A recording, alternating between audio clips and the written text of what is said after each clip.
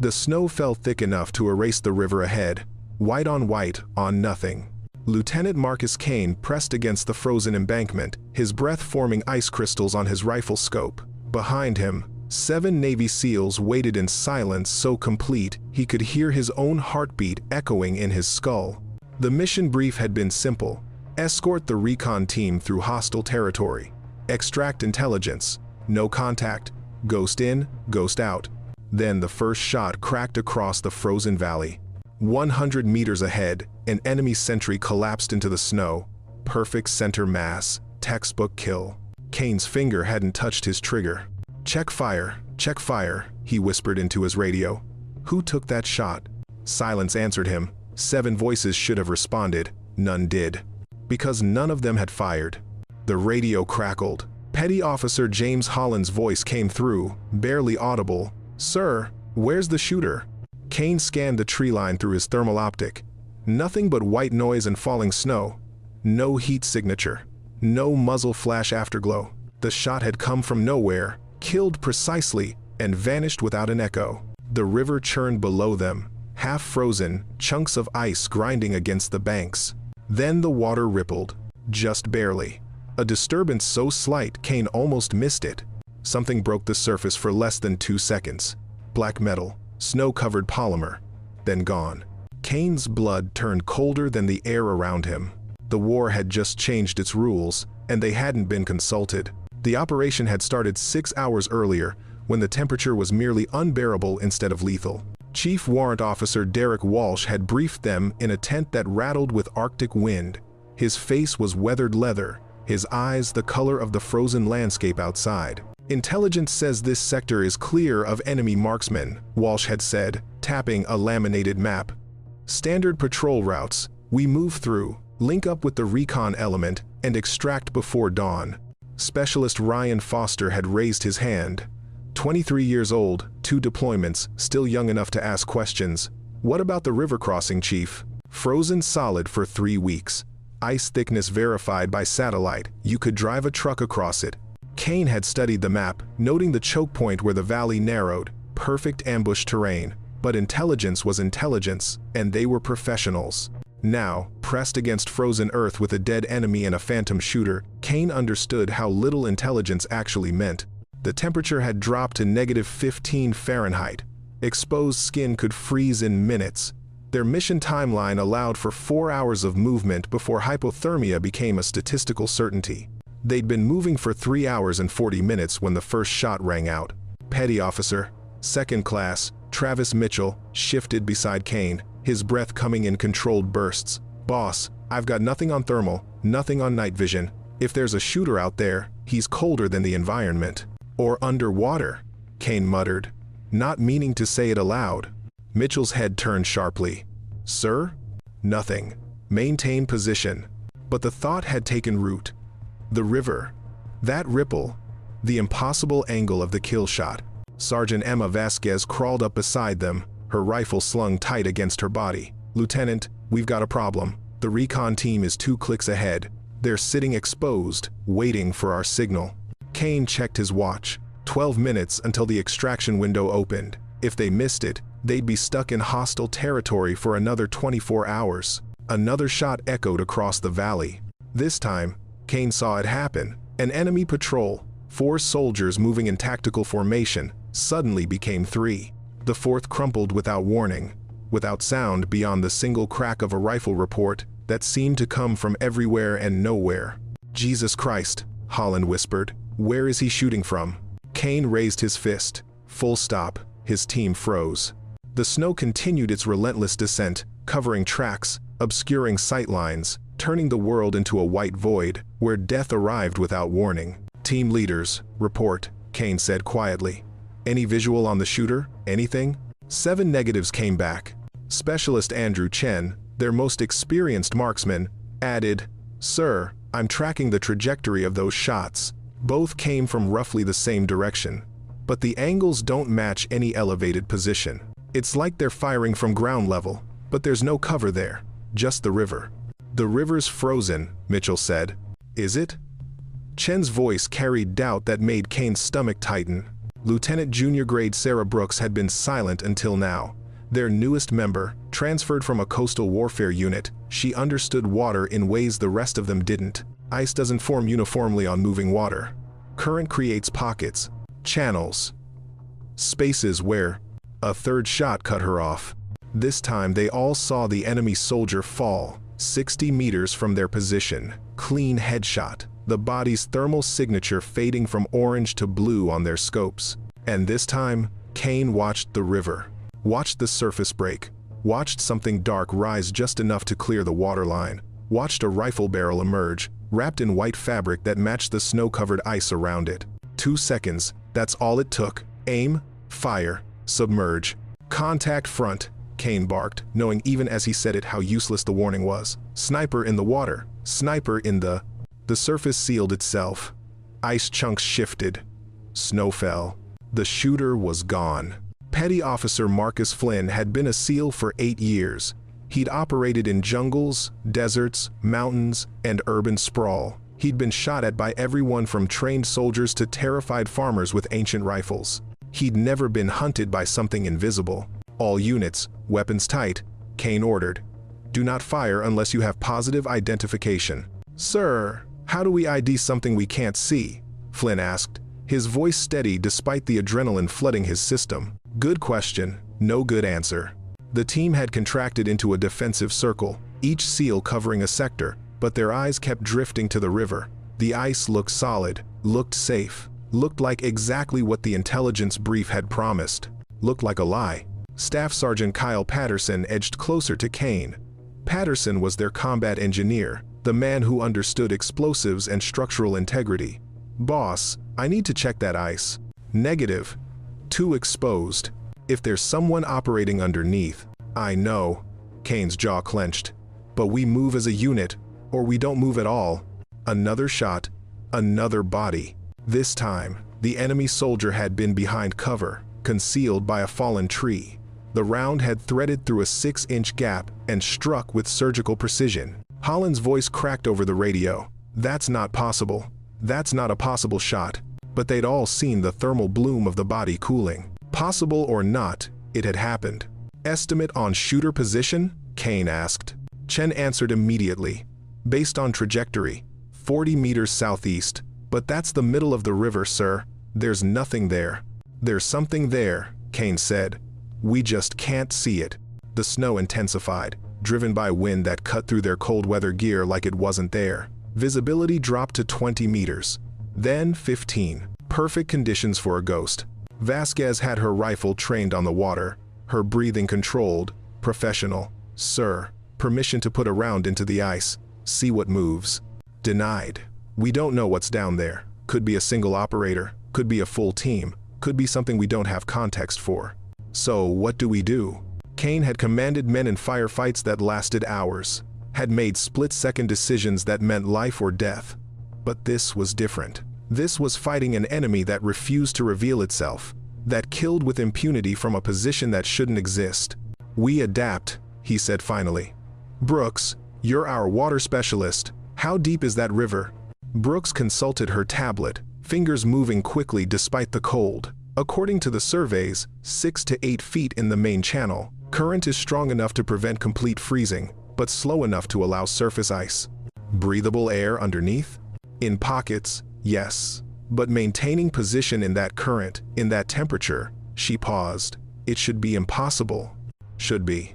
That word again. Another shot rang out. This time, Kane tracked the ripple, watched the water bulge slightly, watched the barrel emerge, fire, and disappear in less than 3 seconds. He'd never seen anything move that fast while maintaining that level of precision. All units, mark that position, he ordered. Chen, can you counter-snipe? Chen had already shifted, his rifle trained on the water. Sir, I need him to surface long enough for a shot. Right now, I'm guessing. Then we make him surface. Patterson, you still want to check that ice? Patterson grinned behind his frozen balaclava. Yes, sir. Do it. But make it look accidental. Patterson moved like a man who'd slipped on ice. His feet went out from under him in a controlled fall that would have looked convincing to anyone watching. He slid toward the river's edge, arms windmilling, a perfect picture of a soldier losing his footing. He hit the ice hard. The surface held for exactly 2 seconds. Then, it cracked. Not broke, cracked. A spider web of fractures spreading from the impact point, revealing what lay beneath. Water, dark and moving. And something else. A shape, human-sized, anchored somehow against the current. Patterson scrambled back, his act becoming real as he registered what he'd seen. Contact! Contact in the water! The rifle barrel emerged. Chen fired first. His round punched through the ice 6 inches from where the barrel had been. Too slow. The shooter had already submerged. Damn it! Chen worked his bolt, chambering another round. He's faster than my reaction time. Kane's mind raced.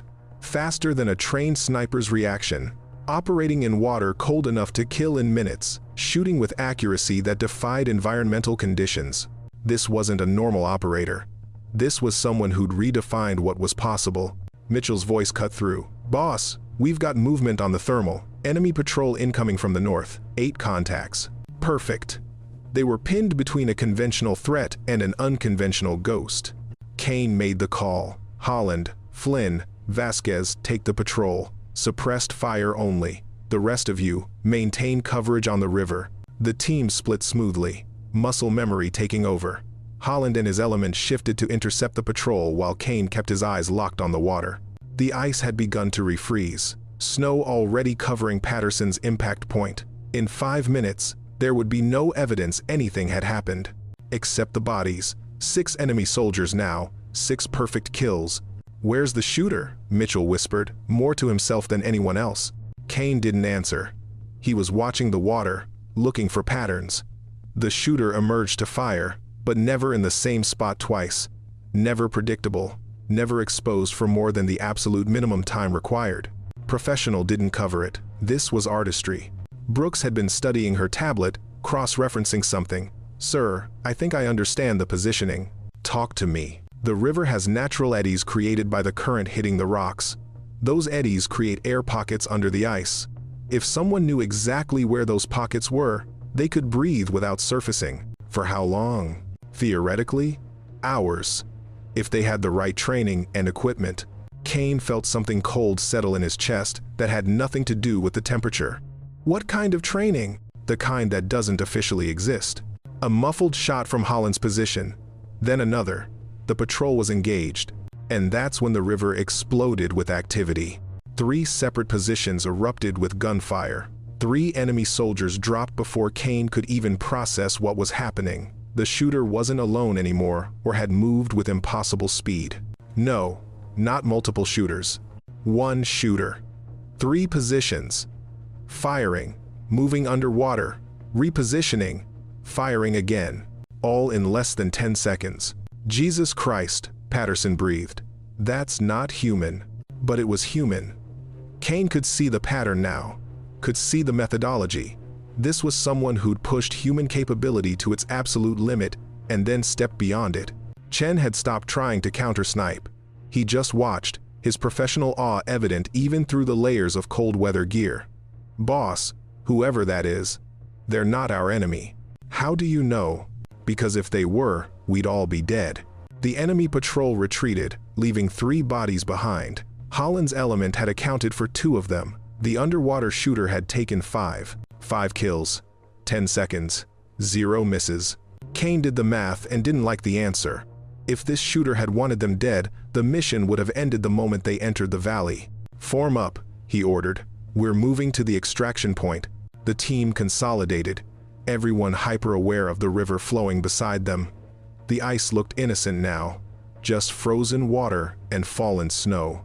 But they all knew what lurked beneath. They moved in tactical formation, weapons ready, eyes scanning. The snow had eased to a light fall, visibility improving to maybe 40 meters. Better, but not good. Specialist Daniel Cooper was on point when he hit the weak ice. One moment he was moving normally. The next, he dropped through the surface up to his waist. The crack of breaking ice shockingly loud in the frozen silence. Cooper! Vasquez lunged forward, grabbing his tactical vest. Kane saw it happen in slow motion. Cooper going through the ice, Vasquez reaching for him, and something moving beneath the surface. Moving fast, moving toward them. Contact. Kane raised his rifle, trying to track the disturbance in the water. The shape resolved into human form. A hand broke the surface, not attacking, but pushing, shoving Cooper up from below, helping Vasquez pull him out. Then it was gone. Cooper lay gasping on solid ice, hypothermia already setting in. Someone pushed me up. I saw it, Vasquez confirmed. She looked at Kane, her eyes asking the question they were all thinking. Get him warm, Kane ordered. Brooks, Patterson, secure a perimeter. Chen, you still have eyes on the water? Yes, sir. And I just caught something on my scope cam. Chen pulled up the footage on his wrist display. The team gathered close, watching the thermal recording play back. There. A heat signature in the water. Faint, barely registering but human-shaped. And around it, something that looked like tubes, equipment, a rig that shouldn't exist. Rebreather, Brooks said quietly. Custom built, and some kind of thermal suppression suit. That's not standard issue anything, Mitchell added. Patterson zoomed in on the image. Look at the rifle. That's a custom build. Probably in a waterproof case that allows him to fire through a flexible membrane. He's not bringing the weapon out of the water, he's shooting through the case. The implications settled over them like the snow. This wasn't improvisation. This was purpose-built equipment designed for one specific mission profile: underwater sniper operations in extreme cold. Who builds something like that? Flynn asked. Nobody answered, because they all knew the answer. The kind of people who operated in the darkest corners of military research. The kind of programs that didn't exist in any official capacity. Kane checked his watch. 7 minutes until extraction. Another shot rang out. This time, Kane saw the whole sequence. The surface breaking, the rifle emerging through what looked like a polymer membrane, the muzzle flash, the body falling 300 meters away. And something else. Something that made his blood freeze. The shooter had targeted an enemy sniper who'd been setting up to take a shot at Cooper. Protection. They were being protected. All units, weapons safe, Kane ordered. Our Phantom isn't hostile. Sir? Holland sounded uncertain. He's been covering us this whole time. Every kill has been an enemy who posed a threat to our position. Vasquez studied the river with new eyes. So who the hell is he?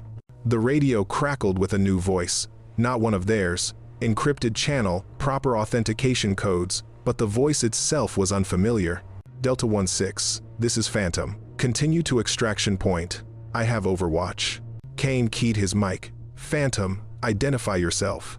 Static. Then, Ghost Protocol, need to know. You don't need to know. Understood. What's your mission?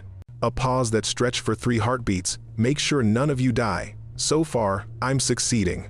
The transmission ended. The extraction point was a clearing 200 meters ahead. The team moved in a tight formation, Cooper supported between Patterson and Flynn. His core temperature had dropped, but he'd survive. Because someone had pulled him from the water, Kane couldn't stop thinking about it. The impossibility of it. Operating in water that should induce hypothermia in minutes, shooting with precision that required absolute stillness in a current that fought against it. Moving between positions without being detected. It defied every operational parameter he'd been taught. Chen fell in beside him. Sir, I've been thinking about the equipment we saw. And? The thermal suppression alone would require technology we don't have access to. At least, not in conventional units. That suit has to maintain body heat while presenting a cold signature to thermal optics. The physics of that. Expensive. Kane finished. More than expensive. Specialized. Someone spent years developing this capability. They reached the extraction point. No sign of the helicopter yet. Still 3 minutes out. Kane positioned his team in a defensive perimeter and studied the river. It curved here, creating a natural pool where the current slowed. Perfect for what they'd witnessed. Perfect for an ambush, too. Phantom. This is Delta 1-6, Kane transmitted. What's your position? No response. But the water rippled 60 meters downstream. This time, the shooter surfaced more fully than before. Kane got his first clear look. A figure in a suit that seemed to absorb light, covered in materials that matched the snow and ice. The rifle was indeed encased in a polymer sleeve, and around the shooter's head was a rebreather system so compact it barely registered visually. The shooter raised one hand. A simple gesture. Stay down. Kane dropped, his team following instantly. 2 seconds later, an RPG streaked through the space where they'd been standing. The shooter's rifle fired 3 times in rapid succession. 3 different positions. 3 enemy soldiers operating the RPG system collapsed. Then came the impossible part. The shooter submerged, moved underwater. Kane could track the disturbance and emerged 90 meters away. Different angle, different field of fire, 2 more shots, 2 more kills. Total time elapsed, 8 seconds. How is that possible? Vasquez breathed. Brooks was watching with the intensity of someone witnessing history. Underwater propulsion system. Has to be. And perfect knowledge of the river's topology. Or perfect training, Kane said. The helicopter appeared on the horizon, rotors cutting through the snowy air. The shooter surfaced one final time, fully visible now. Kane estimated 6 feet tall, athletic build, completely encased in the custom equipment. The rifle, he could see it clearly now, was unlike anything in current military inventory. Bullpup design, integral suppressor, chambered in what looked like a custom caliber. And the shooter was looking directly at them. Kane raised his hand in acknowledgement. Warrior to warrior. Professional to professional. The shooter nodded once, then raised the rifle and fired 6 shots in less than 4 seconds. 6 enemy soldiers Kane hadn't even seen, all positioned to ambush the helicopter during landing. The accuracy was inhuman. But the shooter was very much human, just pushed beyond normal limits. The shooter's name was Warrant Officer Jennifer Caldwell, though nobody had called her that in 3 years. In the files that technically didn't exist, she was listed as KIA, training accident, closed casket, full honors. In reality, she'd been recruited into a program so classified it didn't have a name, just a designation, Wraith Protocol. The training had nearly killed her. Should have killed her, according to the medical officers who monitored her vitals during the water immersion trials. 3 hours submerged in near-freezing water while maintaining operational capability. Heart rate dropping to levels that should induce unconsciousness. Breathing so controlled her CO2 levels defied normal human tolerances. And the cold. Learning to befriend the cold. To let it into her body without letting it kill her. To use it as camouflage, as weapon, as ally. 12 candidates had started the program. She was the only one who finished. Not because she was stronger, because she understood something the others didn't. The human body wasn't the limitation, the human mind was. Overcome the mind's fear of cold, of drowning, of death itself, and the body would follow. She'd spent 2 years learning to shoot from underwater positions, learning the ballistics of rounds fired through water and ice, learning to read currents, predict how they'd affect her aim, compensate in real time. Another year learning to move like water itself, silent, flowing, inevitable. And now she was here, in a river that should have killed her hours ago, protecting a team that didn't know she existed. Mission parameters were simple. Ensure 0 SEAL casualties during the extraction operation. How she accomplished it was left to her discretion. She'd chosen the river because it offered what no other position could. Complete invisibility combined with 360-degree coverage. The cold was her friend now. It slowed her metabolism, reduced her oxygen needs, made her nearly invisible to thermal detection. The current was her highway, carrying her between positions faster than anyone could track. The ice was her shield, her concealment, her constant companion. She'd been in the water for 6 hours. She could last another 3 before hypothermia became a real concern. The SEALs were good, very good. She'd tracked their movement, noted their spacing, appreciated their tactical discipline. They'd earned their reputation. But they weren't ready for this. Nobody was ready for this. Wraith Protocol existed because modern warfare demanded the impossible. Demanded operators who could function in environments that killed normal humans. Demanded precision in conditions that destroyed precision. Demanded ghosts who could kill from positions that shouldn't allow life. She'd become that ghost. And now, watching the helicopter descend, Watching her primary objective reach the extraction point alive, she allowed herself a moment of satisfaction. Mission success. Then she saw the thermal bloom. 8 new contacts, emerging from a hide site 300 meters north, enemy reinforcements, and they had anti-aircraft weapons. Jennifer moved. Kane saw them at the same instant the first missile launched. "Incoming!" he roared, his team scattering as the helicopter banked hard. The missile streaked past, missing by meters. The pilot's voice crackled over the radio. "Delta 1-6, I cannot land under fire. You need to clear the LZ." "Roger that." Kane switched channels. "All units, engage targets north. Chen, I need precision fire on those launchers." The team responded with professional efficiency, years of training overriding the cold and exhaustion. They laid down suppressing fire while Chen zeroed his scope on the enemy position. But they were outnumbered and exposed. Then the river erupted. Jennifer surfaced in the middle of the current, the water churning around her. She'd abandoned stealth for speed, her underwater propulsion system driving her into optimal firing position. 3 shots. 3 enemy soldiers operating the missile system dropped. Kane watched in awe as she submerged, repositioned 40 meters downstream, and surfaced again. 2 more shots, 2 more kills. "Support the Phantom," Kane ordered. "Coordinate fire." It became a deadly dance. The SEALs engaged from their positions while Jennifer moved through the water like a liquid nightmare, appearing and disappearing, each emergence bringing death to their enemies. The enemy tried to adapt, tried to track her, tried to predict where she'd surface. They failed. Because Jennifer wasn't following a pattern, she was reading the battlefield in real time, flowing to wherever she was needed most, trusting her training and the river's embrace. A sniper round cracked past Kane's head. He ducked instinctively, tracking the source. Enemy sniper, concealed in the tree line, elevated position. Before he could call it out, Jennifer had already surfaced. 1 shot. The enemy sniper toppled from his perch. "Jesus," Mitchell muttered. "She's everywhere at once."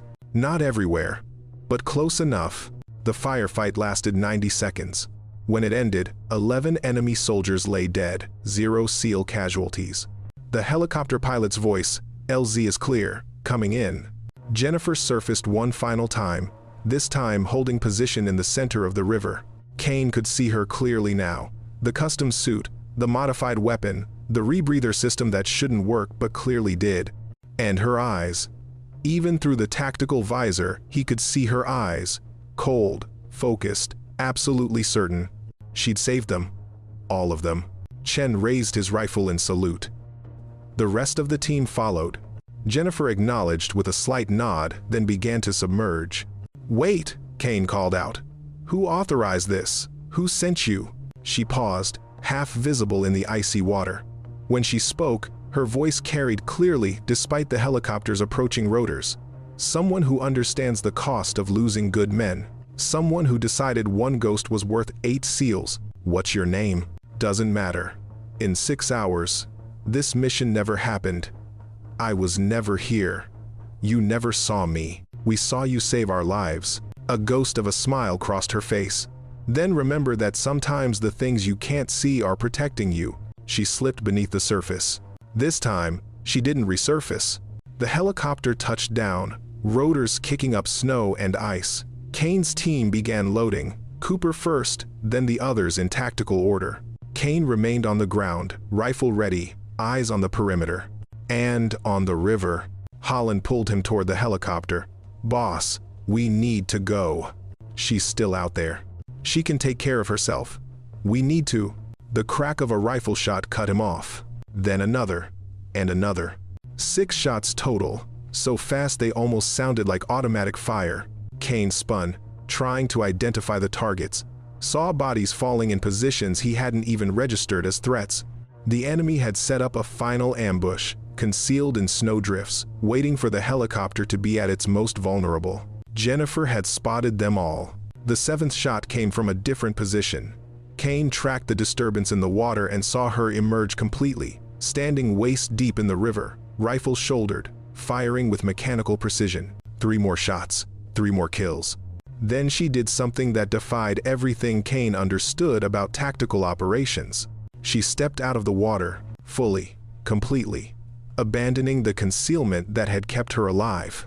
Because one enemy soldier had her in his sights, one RPG operator, hidden in a position that had perfect line of sight to the helicopter. If she stayed in the water, she couldn't take the shot. The angle was wrong. So she exposed herself. Kane saw it happen. Jennifer standing on the ice, her thermal signature suddenly blazing on every enemy's scope, a perfect target. The RPG operator adjusted his aim toward her. She fired first.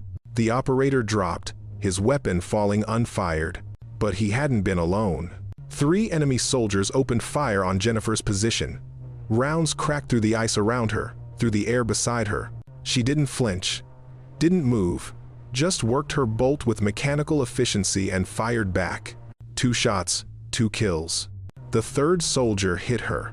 Kane saw the impact, saw her stagger, but she didn't fall, didn't drop her weapon, just shifted her stance, compensated for the wound, and fired her final round.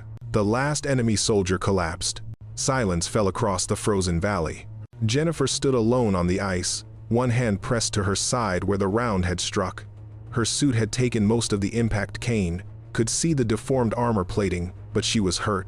"Get her!" Kane barked. "Patterson, Flynn, extract the Phantom." They moved fast, sliding across the ice, reaching Jennifer as she began to sway. Patterson caught her before she fell, Flynn securing her weapon. Up close, Kane could see the sophistication of her equipment and the damage. The round had penetrated the outer layer of her suit, compromising the thermal regulation. In this cold, that was a death sentence. "Evac now," Kane ordered. "Get her in the bird." They carried Jennifer to the helicopter, her eyes struggling to stay focused. The pilot didn't ask questions, just lifted off the moment everyone was aboard. Kane knelt beside her as the medic, Petty Officer Lisa Morgan, worked to stabilize her. "Stay with me, Phantom. You don't get to save us and then die." Jennifer's eyes met his. "Protocol, says I, was never here. Protocol can go to hell. You're one of us now." A weak smile. "Not how it works. Then we'll change how it works." The helicopter climbed through the snow, carrying 8 Navy SEALs and 1 ghost who decided to become real. Behind them, the frozen valley fell silent. The river continued to flow beneath its ice. The snow continued to fall. And somewhere in a facility that didn't officially exist, someone was about to learn that their Phantom operative had been compromised. But that was a problem for later. Right now, Kane had one mission: keep Jennifer Caldwell alive. She'd saved his team. The least he could do was return the favor. The command center was exactly what Kane expected: sterile, secure, and filled with people who looked like they'd never seen sunlight. He stood at attention in front of a desk occupied by a man who identified himself only as Director Hayes. Behind Hayes, a screen displayed Jennifer's medical status: stable, recovering, and classified. "Lieutenant Kane," Hayes began, his voice carrying the weight of someone used to being obeyed without question. "You've created a significant problem. I saved an operator's life, sir. An operator who was never supposed to be seen, never supposed to be acknowledged, never supposed to exist. She exists, sir, and she saved my entire team." Hayes leaned back. "What do you know about Wraith Protocol?" "Nothing, sir, until today." "And what do you think you learned today?" Kane chose his words carefully. "I learned that someone had the foresight to develop capabilities our conventional forces lack. I learned that whoever authorized this program understands modern warfare better than most. And I learned that Warrant Officer Caldwell is the most skilled operator I've ever witnessed. Caldwell is dead. Has been for 3 years. With respect, sir, I just flew back with her." Hayes studied him for a long moment. "The program was authorized after a series of operations went badly. Good men died because we lacked the capability to provide overwatch in impossible terrain. So we created that capability." "How many operators?" "1. Jennifer was the only candidate who survived the training. Kane absorbed that. The only one. All that technology, all that investment, focused on a single human being. What was her mission? To ensure your team survived. Your operation was deemed critical enough to warrant Wraith support. We weren't briefed. If you'd known she was there, you would have changed your behavior, adapted your tactics. possibly endangered both yourselves and her. Wraith protocol works because nobody knows it exists. Worked, sir. Past tense. Hayes smiled without humor.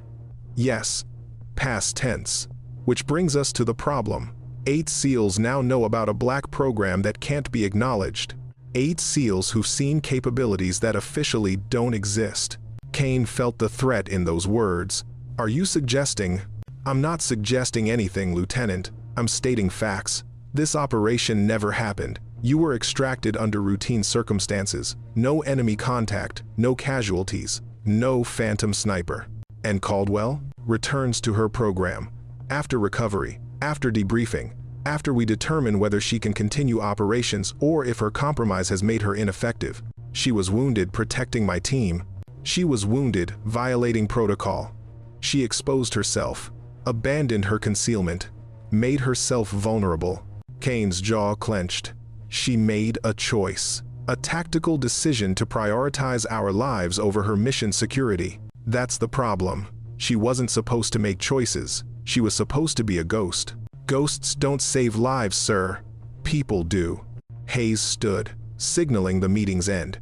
You and your team will sign non-disclosure agreements. You'll submit modified after-action reports that omit any mention of Wraith Protocol, and you'll never speak of this again. Are we clear? Crystal clear, sir. Good. Dismissed. Kane didn't move. Permission to speak freely? You've been speaking freely this whole time, Lieutenant.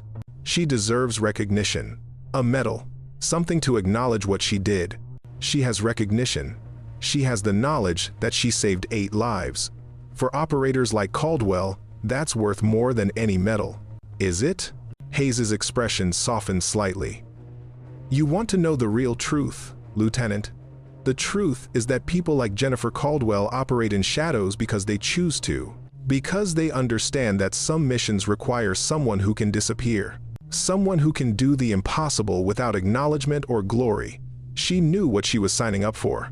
Did she know she'd be alone? She's not alone. She has us. She has her mission. And now, whether I like it or not, she has the respect of 8 SEALs who carry her memory even if they can never speak her name. Kane saluted. Permission to see her before we ship out? Hayes considered. 5 minutes. And Lieutenant, thank her for me. What she did, choosing to expose herself to save your team, that took courage. That goes beyond training. The medical facility was as sterile as the command center. Jennifer lay in a bed surrounded by equipment that monitored her recovery. The wound had been serious but not life-threatening. She'd be operational again in 6 weeks, if they let her return to operational status. She looked up as Kane entered, her eyes sharp despite the pain medication. Shouldn't you be on a plane home? In 10 minutes. Kane pulled up a chair. Wanted to thank you first. For what? I was never here, remember? For saving my team. For being there when we needed someone watching over us. Jennifer smiled slightly. Just doing my job. That wasn't just a job. You exposed yourself. Broke protocol. Nearly died. Would you have done differently? Kane thought about it. About his team. About Cooper falling through the ice. About the RPG operator lining up that shot. No. I'd have done exactly what you did. Then you understand why I'm not sorry. They sat in silence for a moment. Finally, Kane asked, what happens now? Do they pull you from the program? I don't know. Maybe. Maybe they decide I'm compromised. Maybe they decide emotions make me unreliable. Or maybe they realize you're exactly what the program needs. Someone who remembers why we fight in the first place. Idealistic for a SEAL. Learned it from a sniper in a frozen river. Jennifer laughed, then winced at the pain. Go home, Lieutenant. Take care of your team. And if you ever find yourself in another impossible situation, look around. You might not see help, but that doesn't mean it's not there. Kane stood. I won't forget you. You have to. That's the whole point. Can't forget what I never saw, right? Right. He moved toward the door, then paused. For what it's worth, you're the best operator I've ever worked with. And I've worked with the best. For what it's worth, you kept your team alive long enough for me to help. That takes skill. Kane left without another word. Some things didn't need to be said. 2 weeks later, the official after-action report was filed. It described a routine extraction under adverse weather conditions. Enemy contact minimal, 0 casualties, mission success.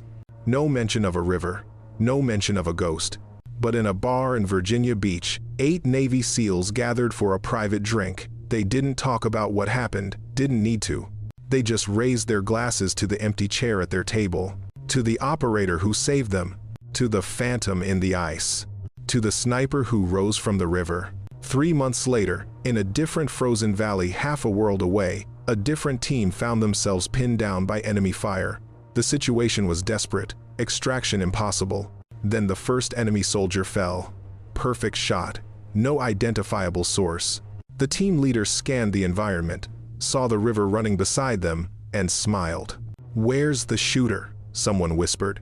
The team leader keyed his radio. "Phantom, if you're out there, we could use some help."